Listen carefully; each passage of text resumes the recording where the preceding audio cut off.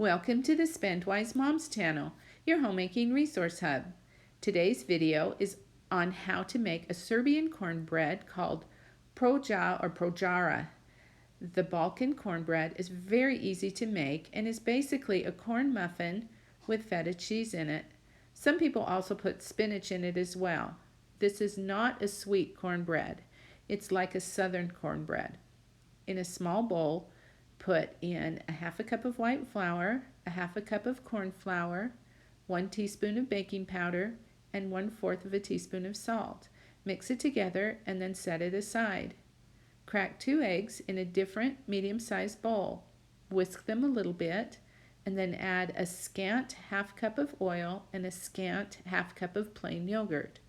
So a scant half cup is just like a little bit less than a half cup, just not quite a half cup. So you're going to mix your wet ingredients together and then add the dry ingredients and mix them together. Then crumble about a half a cup of feta cheese and add it to your dough. Grease your muffin tins and put the batter into the muffin cups. You can sprinkle sesame seeds on top at this point if you wish.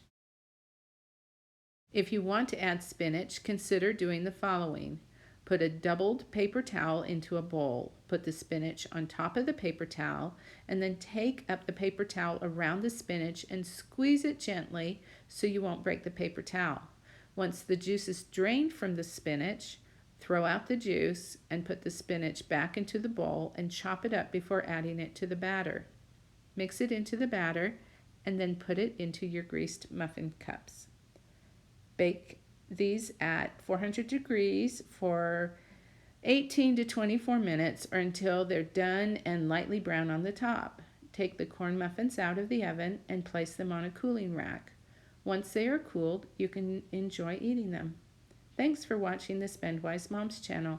Please subscribe for more videos like this.